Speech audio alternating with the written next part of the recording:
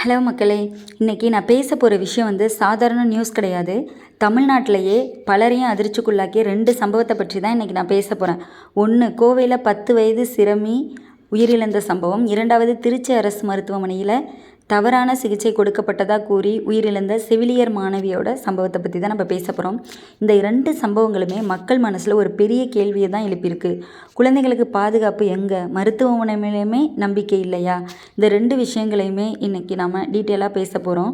கோவை மாவட்டம் சூலூர் அருகே உள்ள கண்ணப்பாளையம் அந்த பகுதியில் உள்ள ஒரு 10 வயதான சிறுமி பக்கத்தில் இருக்கிற கடைக்கு தான் போயிருக்காங்க. ஆக்சுவலாக வீட்டுக்கு பக்கத்தில் இருக்கிற கடையில் தான் போயிருக்காங்க. ரொம்ப நேரம் ஆகியும் வீட்டுக்கு வரவே இல்லை. முதல்ல குடும்பத்தினர்கள் எல்லாமே அருகில் இருக்கிற இடத்துல எல்லாம் தேடி இருக்காங்க. எங்கேயாவது உறவினர் வீட்டிற்கு போயிருக்காங்களா, இல்லை வேறு எங்கேயாவது ஃப்ரெண்ட்ஸ் கூட விளையாட போயிட்டாங்களா, அந்த மாதிரி தேடி இருக்காங்க. ஆனால் ரொம்ப நேரம் ஆகியுமே கிடைக்கல. அதனால் பயமாக தானே இருக்கும். பொம்பளை பிள்ளை ஈவினிங் டைமில் காணா போயிருக்க. அப்போ பயந்துக்கிட்டு அவங்க உடனே போலீஸில் கம்ப்ளைண்ட் கொடுத்துருக்காங்க. அப்புறம் போலீஸ் மூலியமாகவும் எல்லா இடத்துலையுமே சர்ச் பண்ணியிருக்காங்க, எங்கேயுமே கிடைக்கல. மறுநாள் சாயந்தரம் கண்ணம்பாளையம் பெரியகுளம் அருகே அந்த சிறுமி உயிரிழந்த நிலைமையில் கண்டுபிடிக்கப்பட்டிருக்காங்க. அப்புறம் தகவல் வெளியானதுமே அப்புறம் எல்லாருமே தேடி பார்த்ததில் உடலில் நிறைய இடங்களில் காயம் இருக்கிறதுனால பாலியல் வன்கொடுமை மற்றும் கொலை கோணத்தில் போலீஸார் விசாரணை தொடங்கியிருக்காங்க. இந்த வழக்கில் நாகப்பட்டினத்தை சொந்த ஊரான 33 வயது கார்த்திக் என்பவரை முக்கிய குற்றவாளியாக போலீஸார் கைது செஞ்சுருக்காங்க. மேலும் மோகன்ராஜ் என்பவரையுமே பிடித்து விசாரணை நடத்தி வர்றாங்க. இந்த சம்பவம் வெளிவந்த பிறகு அப்பகுதி மக்கள்லாம் கடும் கோபத்திலும் சாலை மறியல்லையுமே நடத்திட்டு வராங்க. இந்த சம்பவம் ஏன் மக்களை அதிர்ச்சிக்குள்ளாக்கியதுன்னு பார்க்கலாமா? ஏன்னா இந்த குழந்தை எங்கேயாவது தூரமாக போயிருந்தால் கூட பரவாயில்ல, வீட்டுக்கு பக்கத்துலேயே கடைக்கு தான் போயிருக்காங்க. ஒரு குழந்தை வீட்டுக்கு கூட பாதுகாப்பாக திரும்ப முடியாத நிலை இருக்குது அப்படின்னா மக்கள் எவ்வளோ பயந்து போயிருப்பாங்க. இன்றைக்கும் பல பெற்றோர்கள் என்ன நினைக்கிறாங்க தெரியுமா?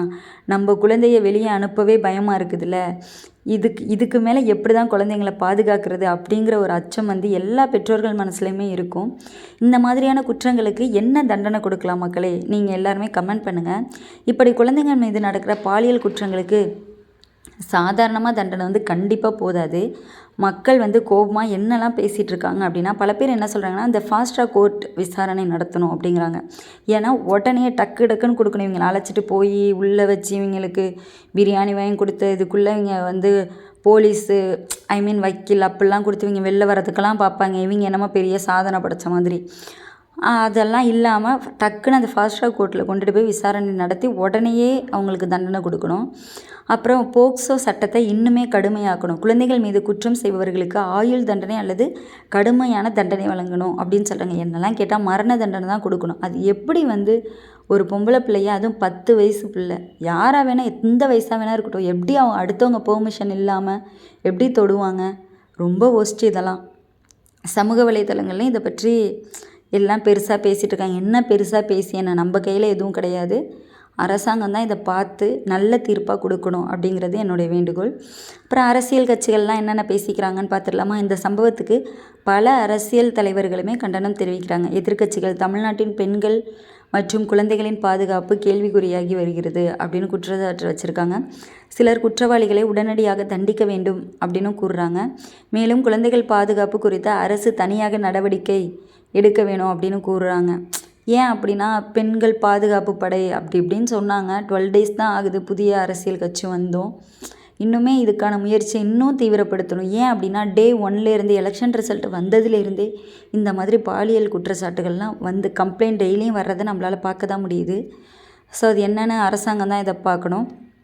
போலீஸார் அடுத்து என்ன செய்வாங்க அப்படின்னா, இப்போ போலீஸார் என்ன செய்ய வாய்ப்பு இருக்குது அப்படின்னா, சிசிடிவி ஃபுட்டேஜ் முழுக்க ஆய்வு செய்வாங்க. மொபைல் டவர் லொக்கேஷனை பார்ப்பாங்க. போஸ்ட்மார்ட்டம் முழு ரிப்போர்ட்டும் வரணும். அப்புறம் டிஎன்ஏ மற்றும் ஃபாரென்சிக்ஸ் டெஸ்ட் எல்லாமே நடக்கும். குற்றவாளிகளோட தொடர்ந்து விசாரணை நடத்துவாங்க. அப்புறம் போக்சோ ஆக்ட் கீழே வழக்கு வலுப்படுத்தப்படலாம். சார்ஜ் ஷீட் தாக்கல் செய்யப்படும். இந்த வழக்கு பெரிய கவனத்தை ஈர்த்திருப்பதால் விரைவாக விசாரணை நடக்க வாய்ப்பு இருக்குது. சமூகமாக நாம் என்ன செய்யணும் அப்படின்னா, இந்த மாதிரியான சம்பவங்களை நடந்த பிறகு சோஷியல் மீடியாவில் கோவப்படுறது மட்டுமே போதாது. குழந்தைகளுக்கு ஸ்டேஞ்சர் டேஞ்சர் பற்றி சொல்லிக் கொடுக்கணும். தனியாக எங்கேயும் அனுப்பாமல் கவனிக்கணும். பேரண்ட்ஸ் அவேர்னஸ் அதிகமாக இருக்கணும். சிசிடிவி பாதுகாப்பு அதிகரிக்கணும். இது எல்லாமே அவசியம்தான் இல்லை.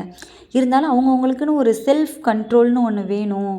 தான் வீட்டில் ஒரு குழந்தைன்னு நினைக்கிறேன், எவ்வளோ நாளைக்கு அதுவும் அதுக்காக ஒரு பாடி கார்டு மாதிரி நம்ம போய்கிட்டே இருக்க முடியுமா? இதுக்கு என்ன சொல்யூஷன்னு ஆக்சுவலி எனக்கு தெரியல. அப்புறம் திருச்சி மாணவி அவங்கள பற்றி பார்த்துடலாமா?